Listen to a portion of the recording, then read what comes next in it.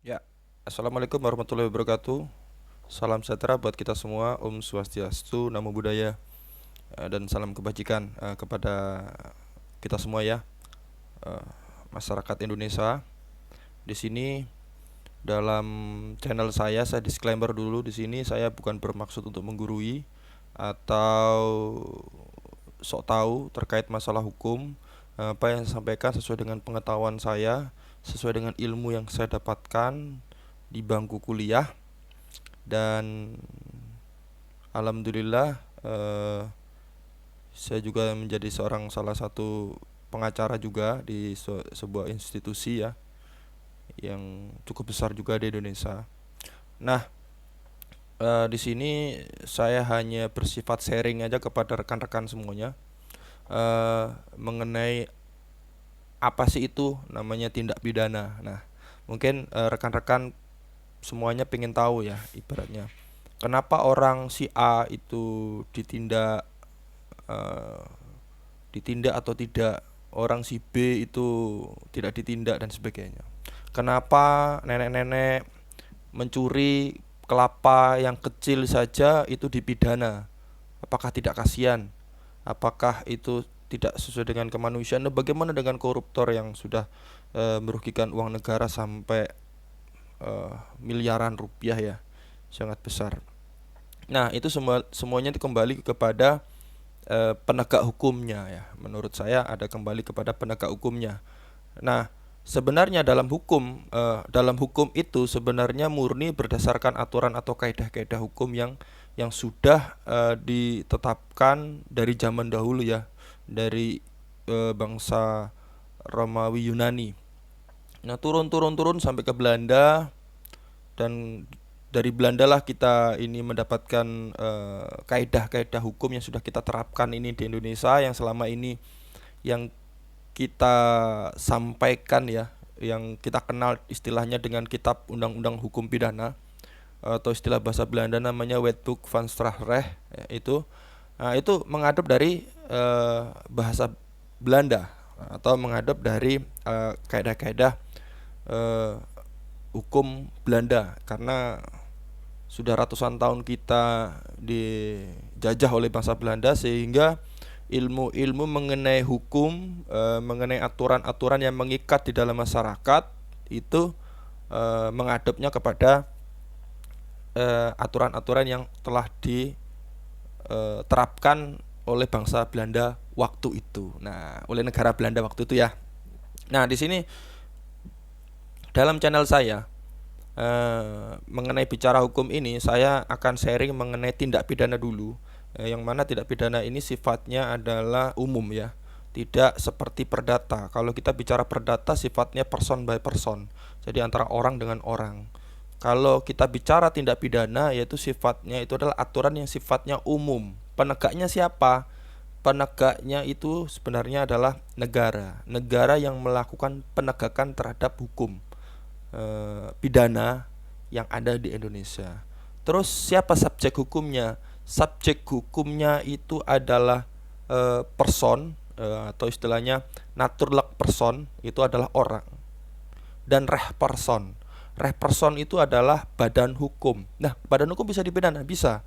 Karena badan hukum nanti mengarahnya kepada para eh, pimpinan-pimpinan perusahaan, dan orang-orang yang bertanggung jawab terkait pelanggaran pidana apa yang dilakukan oleh badan hukum tersebut. Nah, ini nanti saya akan jelaskan mengenai teori badan hukum ya.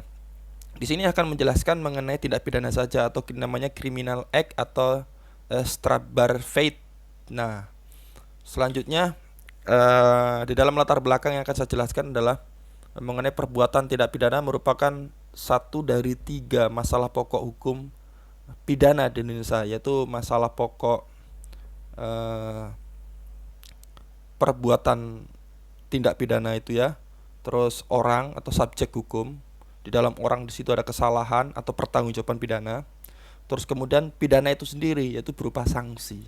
Nah, kalau perbuatan tindak pidana itu adalah sifatnya adalah sesuatu hal yang diperbuat oleh subjek hukum ya, oleh subjek hukum, eh, Strafbarheit, criminal act, atau kita bisa melihat actus reusnya. Terus orang, kita bisa melihat school, criminal responsibility. Terus mens rea, yaitu niat hati dalam orang tersebut. Atau saya tambahkan di sini bukan hanya orang, melainkan badan hukum juga yang bisa menjadi subjek hukum dari tindak pidana. Terus kemudian si pidana sendiri itu adalah berupa sanksi. Nah, atau straf ya, istilahnya bahasa Belandanya itu adalah, terus punishment atau bahasa Latinnya puna. Terus kita lanjutkan mengenai istilah-istilah, mengenai actus reus, tindak pidana, perbuatan pidana, peristiwa pidana, perilaku pidana, delik, strafbarheit, crime. Ada 8 istilah-istilah. Apa itu tindak pidana? Ya, dalam tindak pidana itu tidak ada definisi yuridis tentang tindak pidana dalam KUHP maupun Undang-Undang Pidana Khusus ya. Tetapi di dalam pasal 12 rancangan KUHP yaitu dirumuskan bahwasanya tindak pidana adalah perbuatan melakukan atau tidak melakukan sesuatu yang oleh peraturan perundang-undangan dinyatakan sebagai perbuatan yang dilarang dan diancam dengan pidana. Jadi intinya adalah subjek itu melakukan ataupun tidak melakukan sesuatu yang mana sudah dirumuskan di dalam aturan-aturan atau di legislasi dalam bentuk undang-undang. Menjadi sebuah perbuatan yang dilarang. Bisa contohnya dalam hal kriminalisasi. Nah, istilah kriminalisasi itu adalah suatu hal yang biasanya tidak dikriminal, bukan merupakan suatu tindak pidana, namun ditentukan atau dirumuskan di dalam undang-undang disebut sebagai perbuatan atau tindak pidana. Itu namanya kriminalisasi ya. Untuk dinyatakan sebagai tindak pidana, selain perbuatan tersebut dilarang dan diancam pidana oleh peraturan perundang-undangan, harus juga bersifat melawan hukum. Jadi perbuatan bersifat melawan hukum itu adalah nilai-nilai suatu sifat yang sifatnya itu diyakini merupakan perbuatan yang sifatnya melawan aturan-aturan yang sudah ada, baik itu yang sudah tertulis maupun yang belum tertulis, yang dalam tanda kutip adalah hukum. Kalau kita bicara bersifat melawan hukum, ini sifatnya adalah luas ya. Sifatnya adalah luas. Kalau kita bicara undang-undang, sifatnya itu adalah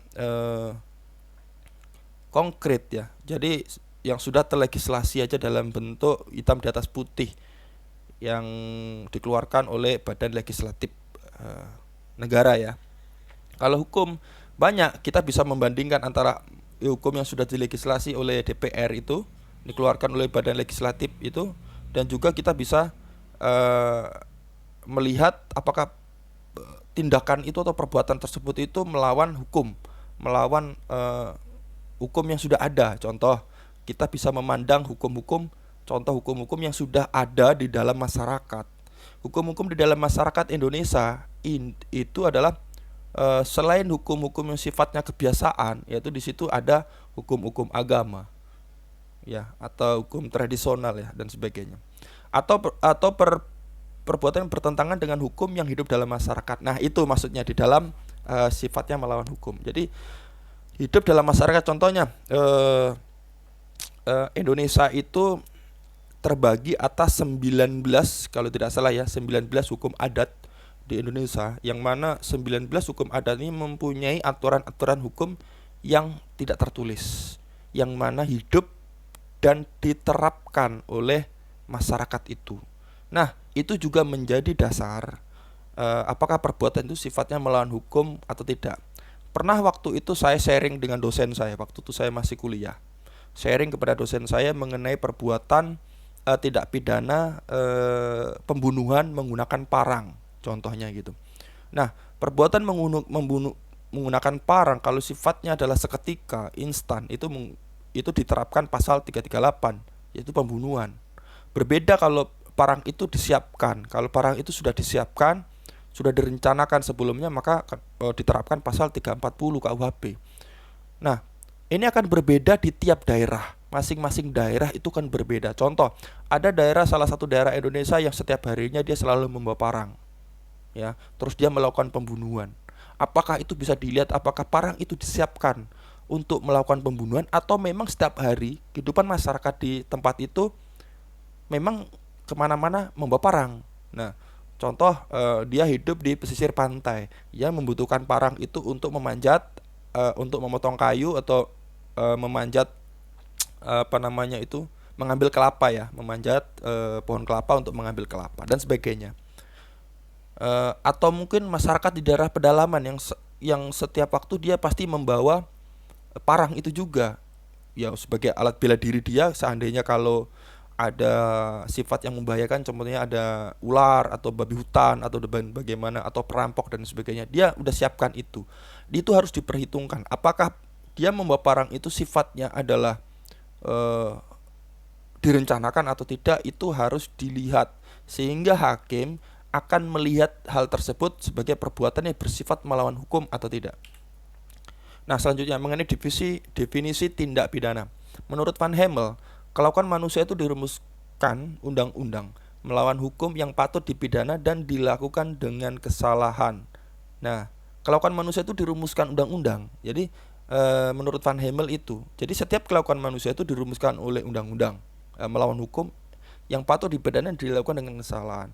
Namun ini menurut Van Hemel, menurut pribadi saya sendiri ya, eh, pada saat itu kalau kita bisa melihat teori-teori yang disampaikan oleh para sarjana-sarjana terdahulu, ada benarnya juga, dan mungkin tidak relevan dengan suatu tempat atau suatu daerah yang mempunyai banyak sekali corak, ya, mempunyai banyak sekali corak hukum, seperti contohnya ada di Indonesia 19 hukum adat di Indonesia, sehingga setiap kelakuan manusia itu tidak semuanya dapat dirumuskan oleh undang-undang. Sehingga kalau setiap kelakuan manusia dirumuskan oleh undang-undang, setiap detail kelakuan manusia dirumuskan oleh undang-undang dan diatur dan dapat dipidana, maka bisa dipastikan kemungkinan besar negara itu sifatnya adalah otoriter ya. Terus menurut J. Bauman, perbuatan yang memenuhi rumusan delik bersifat melawan hukum dan dilakukan dengan kesalahan, yaitu perbuatan itu yaitu memenuhi unsur-unsur delik. Unsur-unsur delik itu adalah pidana, ya. Delik itu adalah deliktum, itu adalah pidana atau sifatnya punah tadi. Unsur delik bersifat melawan hukum dan dilakukan dengan kesalahan. Nah, kesalahan ini berdasarkan dari diri dia sendiri, dari niat dia sendiri.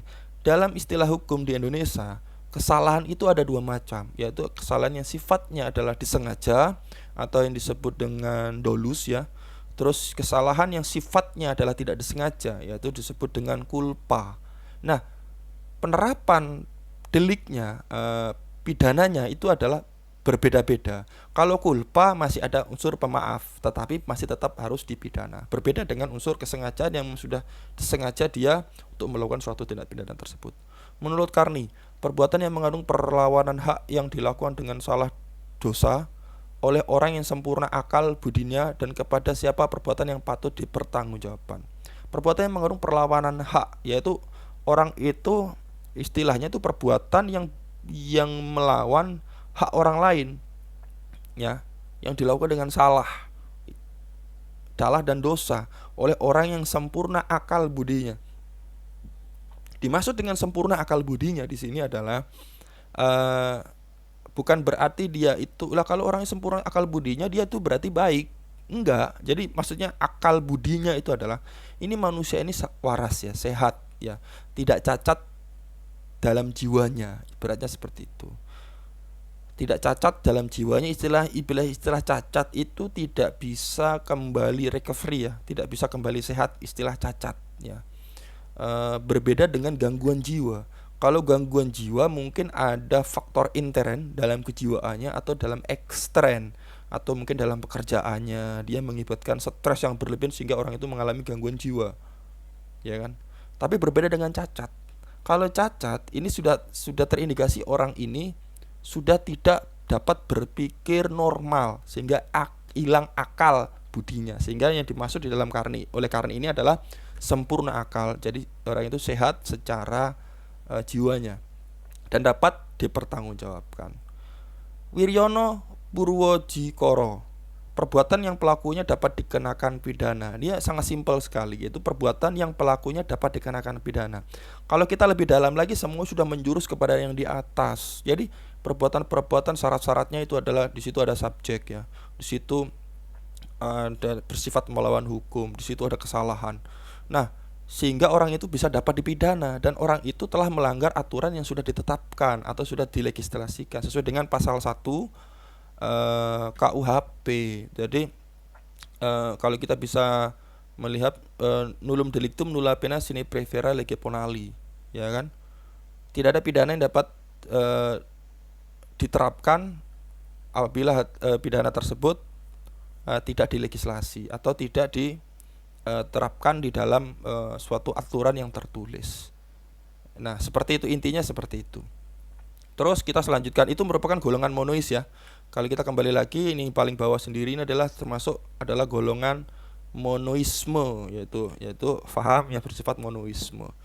Monoisme itu di sini ada dualisme. Monoisme itu antara orang dengan perbuatan itu digabung menjadi satu. Ya, itu adalah monoisme antara si orang, unsur-unsur yang ada di dalam si orang atau subjek hukum dengan unsur perbuatannya, unsur tindakan atau unsur yang dilakukan itu digabung menjadi satu di dalam satu kesatuan yang utuh. Terus berbeda dengan unsur golongan dualisme atau dualistis. Kalau dualisme itu membedakan antara subjek dengan perbuatan yang dilakukan. Apakah ini perbuatan ini sifatnya melawan hukum atau tidak? Apakah perbuatan ini dapat dipertanggungjawabkan atau tidak? Apakah perbuatan ini diatur atau tidak di dalam undang-undang? Apakah ini orang ini mampu bertanggung jawab atau tidak? Itu dibedakan golongan dualisme. Kalau golongan dualisme adalah tokoh-tokohnya itu adalah atau sarjana adalah Voss. Voss mengatakan bahwa suatu kelakuan manusia yang oleh peraturan perundang-undangan diberikan pidana, yaitu kelakuan manusia yang sudah dirumuskan di dalam undang-undang itu yang diberikan oleh pidana. Menurut Pompey, tidak lain adalah fate. Fate adalah suatu perbuatan yang diancam pidana dalam perundang-undangan. Jadi perbuatan-perbuatan yang sudah dirumuskan, yang limited ya, yang sudah ditentukan. Di luar dari yang ditentukan itu bukan merupakan tindak pidana, tetapi hanya tindak pidana atau perbuatan-perbuatan atau fate itu yang sudah dirumuskan di dalam peraturan perundang-undangan yang ada di Indonesia, yang sudah dilegislasi, yang masih berlaku ya khususnya. Terus menurut Mulyatno adalah perbuatan yang dilarang oleh suatu aturan hukum larangan, mana diberi ancaman sanksi yang berupa pidana tertentu bagi siapa saja yang melanggar. Sebenarnya intinya sama antara Voss, Pompey dan Mulyatno, intinya sama, cuma sedikit dirubah-rubah sedikit sehingga diputar dari A, B, C diputar C, B, A. Nah, seperti intinya sama aja. Jadi setiap kelakuan manusia, yaitu manusia mempunyai kelakuan, yang kelakuan ini dirumuskan dalam peraturan perundang-undangan, yang menurut peraturan undang-undangan ini kelakuan tersebut dipidana. Intinya seperti itu. Terus pandangan terhadap unsur-unsur tindak pidana ya, menurut monoisme atau dualisme ini adalah tindak pidana keseluruhan syarat pemidanaan. Jadi intinya adalah orang ini melanggar atau tidak, sehingga sifatnya monoisme, kesatuan syarat. Jadi antara orang, subjek dengan perbuatan itu gabung menjadi satu. Kalau dualisme itu berbeda. Kalau kita bicara tindak pidana itu ya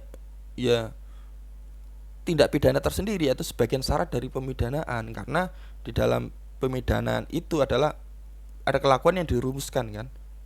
Tapi kelakuan dirumuskan ini apakah sesuai dengan perbuatan orang itu atau tidak? Apakah orang ini mampu dipertanggungjawabkan atau tidak? Istilah kalau dualisme menurut pendapat saya seperti itu. Terus menyatukan unsur objektif atau patut dipidananya perbuatan dan unsur subjektif patut dipidana orang itu digabung jadi satu. Kalau Mulyatno atau dia menganut faham dualisme, yaitu memisahkan seperti yang dijelaskan tadi antara tindak pidana, yaitu digabung dengan pertanggungjawaban pidana. Ya, pertanggungjawab pidana itu adalah melihat dari unsur kesalahannya, yaitu unsur perbuatannya. Orang dengan perbuatannya itu harus dilihat. Kalau orang itu apakah ini orang waras atau tidak, sehat atau tidak, dapat dipertanggungjawabkan atau tidak. Terus perbuatannya bagaimana? Apakah perbuatannya ini ditentukan di dalam undang-undang itu dilarang atau tidak, atau memenuhi unsur-unsur pidana atau tidak. Itu dipisahkan menurut aturan dualisme. Terus tindak pidana terdiri atas unsur lahiriah, yaitu sifatnya objektif, dan unsur batinnya sifatnya subjektif. Unsur lahiriah sifatnya objektif menurut monoisme, aliran monoisme adalah sifatnya yang kelihatan, yaitu seperti seperti bersifat melawan hukum ya, bersifat melawan hukum atau tindakan yang dilarang, itu kelihatan.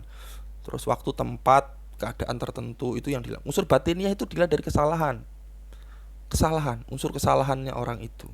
Apakah secara batinnya dia meyakini atau dengan sengaja dia melakukan, atau dia tidak sengaja melakukan itu. Terus untuk dualistik, yaitu tindak pidananya hanyalah unsur yang sifatnya adalah lahiriah yang terlihat saja. Saya tidak peduli kamu itu sengaja atau tidak sengaja, tetapi kamu bisa dipidana sesuai dengan tindak pidanamu, dilihat secara lahiriahnya saja, jelas-jelas kamu bunuh itu. Nah, seperti itu. Terus pidana. Pidana adalah aliran monoisme adalah tindak pidana yang terbukti maka dijatuhkan pidana. Sama, pidana plus kesalahan, tindak pidana yang dilanggar, terus pertanggungjawaban pidana antara orang itu digabung menjadi satu sehingga orang itu dapat dipidana. Sebenarnya antara dualisme dengan monoisme sama. Cuma dualisme memisahkan antara tindak pidana dengan atau perbuatan itu dengan pertanggungjawab pidana atau si orang ini. Dia dipisahkan antara sudut pandang untuk melihatnya, antara perbuatan dengan orang dipisahkan. Tetapi monoisme tidak, mereka menggabung jadi satu kesatuan. Tokohnya ya seperti sudah dijelaskan tadi, Simon van Hemel, Megeser, Karni, Wiryono, dan satu lagi yang cukup terkenal di Indonesia adalah S.R. Sianturi. Untuk dualisme, tokoh yang terkenal adalah Vos, Pompe, Mulyatno, Sudarto, Bardanawawi, dan Muladi.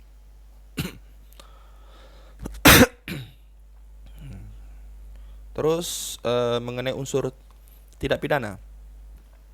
Unsur tidak pidana menurut aliran monoisme adalah perbuatan manusia itu menurut Simon ya. Perbuatan manusia diancam pidana, melawan hukum, ada kesalahan, mampu bertanggung jawab. Ini menurut Simon.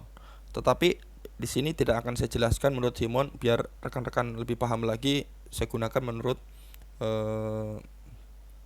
R. Sianturi ya. R. Sianturi menjelaskan pertanyaan, kalau kita ingin melihat perbuatan atau tindakan tersebut itu dapat dipidana atau tidak, kita harus melihat ada 5 hal. Kalau kita singkat SKBT WTK ya, SKBT WTK. Itu pertama adanya subjek. Jadi subjek ini bukan hanya orang saja ya, atau naturlak person, tetapi subjek ini juga bersifat reh person atau badan hukum. 2, adanya unsur kesalahan seperti sudah saya jelaskan tadi. Unsur kesalahan itu ada yang sifatnya dolus atau sengaja, ataupun sifatnya adalah culpa atau tidak sengaja. Terus perbuatan yang sifatnya melawan hukum, ya seperti hukum yang ada di dalam masyarakat tadi ya. Terus suatu perbuatan yang dilarang atau diharuskan oleh undang-undang atau peraturan perundang-undangan, dan terhadap yang melanggarnya diancam pidana. Berarti aturan tersebut atau tindakan tersebut sudah dirumuskan, itu dilarang atau diharuskan. Dirumuskan di mana? Rumuskan di undang-undang. 5. Dalam suatu waktu, tempat, dan keadaan tertentu. Jadi dimaksud di dalam R. Sianturi ini, oleh R. Sianturi ini, dalam suatu waktu, tempat, dan keadaan tertentu, ini sebenarnya sangat sinkron sekali dengan locus delicti ya, tempat, tempus delicti, dan keadaannya. Apakah dia keadaannya sifatnya adalah keadaan, contohnya keadaan perang, melakukan membunuh lawan, itu kan merupakan suatu tindak pidana. Tapi karena dalam kondisi perang, membunuh kan dilarang, di negara manapun membunuh orang itu dilarang. Tetapi dalam kondisi perang, membunuh itu dibolehkan, sehingga keadaan tertentu itulah perlu dijadikan hal atau jadikan pertimbangan, sehingga tindak pidana, perbuatan tindak pidana itu dapat dipidana apabila ada tadi subjek, kesalahan, BMA bersifat melawan hukum, atau terus kemudian tindakan yang dilarang atau yang diharuskan, kemudian WTK, waktu, tempat, dan keadaan tertentu. Tidak mungkin orang dapat dipidana kalau tempos delictinya atau waktunya tidak kita ketahui, kan itu. Atau perbuatan tersebut sudah daluarsa, ya kan? Daluarsa contohnya perbuatan itu sudah dilakukan 30 tahun yang lalu. Nah, itu sudah nggak bisa dipidana karena pidana untuk pidana yang sifatnya umum ini dalam KUHP itu tidak berlaku surut ya, kecuali pidana-pidana tertentu seperti kasus korupsi dan sebagainya itu bisa berlaku surut sesuai dengan ketentuan di dalam peraturan perundang-undangan. Terus tidak mungkin orang dapat dipidana kalau tidak ada locus delictinya. Sehingga harus tahu jelas tempatnya. Jadi locus delicti adalah tempatnya. Tempat inilah yang menentukan. TKP-nya ini, tempat kejadian perkara ini yang menentukan. Oh, dia melakukan pembunuhan di tempat ini. Sehingga kompetensi relatif pengadilan mana atau kompetensi relatif mana, kepolisian mana, wilayah kepolisian mana sehingga dapat dilimpahkan kejaksaan daerah mana atau dilimpahkan sampai kepada pengadilan daerah mana sesuai dengan lokusnya. Tidak boleh dong menurut aturan ya. Menurut aturan perbuatan itu dilakukan contohnya itu di Bogor, tetapi di pidananya di Surabaya tidak boleh. Karena apa? Sesuai dengan kompetensi relatifnya. Kalau kita masih merasa orang Indonesia, kalau kita masih merasa masih menganut keluarga hukum Eropa kontinental atau civil law, itu sudah dijelaskan mengenai locus delictinya, kecuali pengadilan tersebut tidak mampu ya. Kecuali pengadilan tersebut saking banyaknya atau dalam kondisi yang sangat membahayakan, atau pengadilan tersebut sesuai dengan locus delictinya itu tidak bisa bekerja dengan maksimal, mungkin bisa diperbantukan, dilimpahkan ke suatu daerah tertentu. Tetapi itu dalam keadaan-keadaan khusus saja, seperti itu.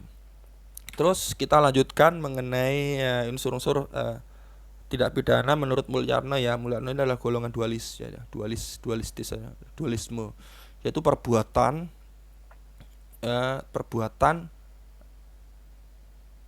dan orang ini sebenarnya ya. Ini dualisme itu intinya begini. Ini ada orang. Nah, orang ini melakukan perbuatan. Nah, yang dilihat adalah orangnya atau subjek hukumnya dan perbuatannya yang dilihat. Intinya begitu. Kalau kalian baca di slide ini yang bisa memahami ya syukur alhamdulillah ya. Tapi kalau yang masih belum memahami mungkin rekan-rekan yang lain. Jadi intinya gini. Ini ada subjek hukum satu, terus kemudian subjek hukum ini melakukan perbuatan. Nah, yang dilihat di dalam teori atau golongan dualisme adalah unsur dari orang ini. Di dalamnya itu ada unsur kesalahan ya.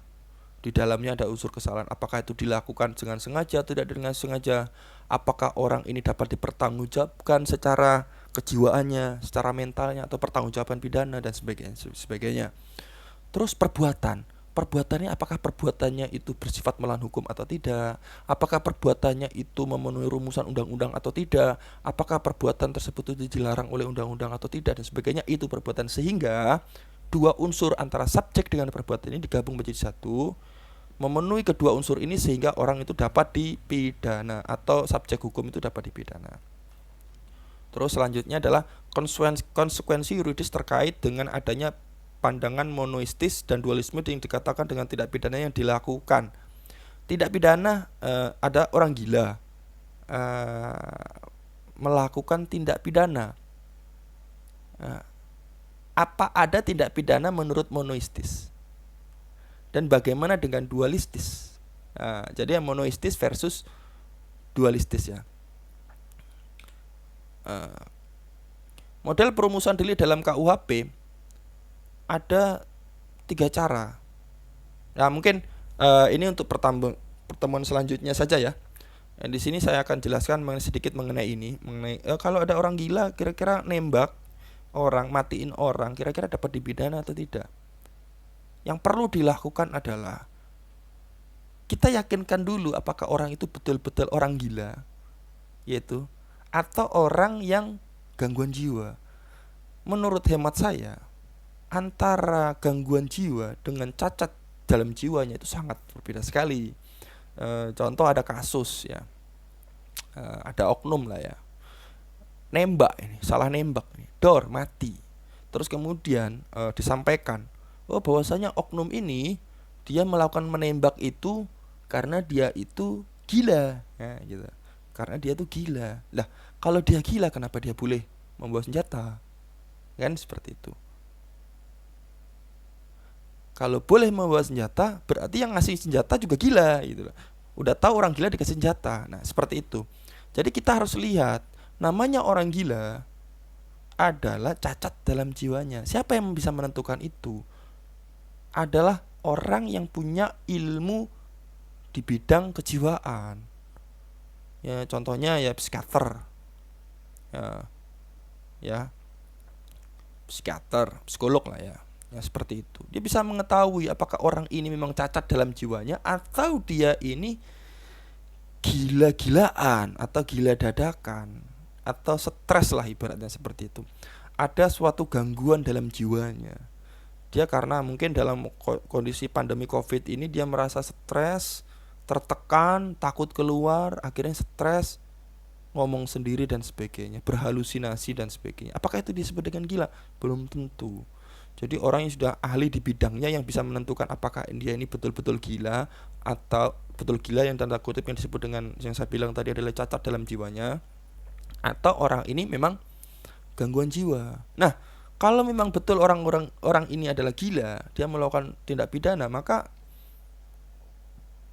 rumusan-rumusan pasal itu di dalam rumusan pasal ada unsur-unsur tindak pidana.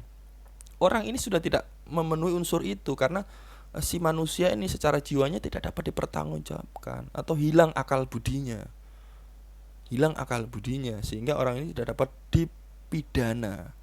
Karena secara akal, secara kesadaran dalam dirinya selaku manusia pada umumnya, dia itu sudah tidak bisa berpikir realistis lagi, tidak bisa menggunakan akalnya dengan baik, sehingga disebut dengan gila, sehingga tidak memenuhi unsur, sehingga orang ini tidak dapat dipidana. Bedanya mana dengan monoistis dengan dualistis? Sebenarnya intinya sama saja.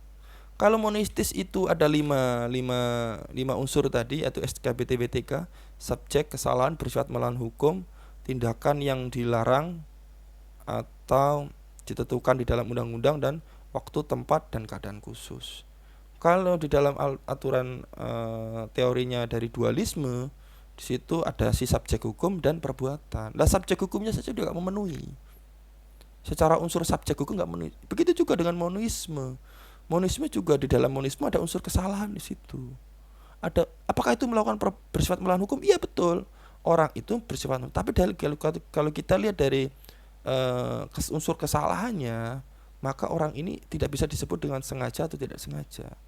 Karena pada dasarnya secara subjek hukumnya, si orangnya kita runtut ke poin yang pertama dalam unsur tindak pidana, sesuai aturan dari monoisme, maka orang ini tidak dapat dipertanggungjawabkan pidana karena hilang akal budinya. Nah, sehingga antara monoisme dengan dualisme sebenarnya sama saja. Jadi kita silahkan rekan-rekan yang menggunakan aliran monoisme atau menggunakan aliran dualisme saja untuk menjawab pertanyaan ini, menganalisa pertanyaan ini, silakan saja. Mungkin kalau rekan-rekan ini ada saran, komentar, ya silahkan rekan-rekan sampaikan di kolom komentar mengenai kasuistis ini ya. Orang gila melakukan tindak pidana, kira-kira dipidana atau tidak. Nah, menurut aturan aliran monisme atau aliran dualisme itu bagaimana menurut kalian? Mungkin itu saja bicara hukum hari ini. Apabila saya ada kesalahan, ada salah-salah kata yang mungkin menyinggung rekan-rekan atau tidak sesuai dengan ilmu atau pengetahuan dari rekan-rekan, mungkin ada salah kata, saya termasuk orang yang bodoh, sehingga saya sangat mengharapkan informasi dari rekan-rekan. Mungkin kalau ada kesalahan dari kata-kata saya tidak sesuai dengan pendapat rekan, silakan sampaikan di dalam kolom komentar.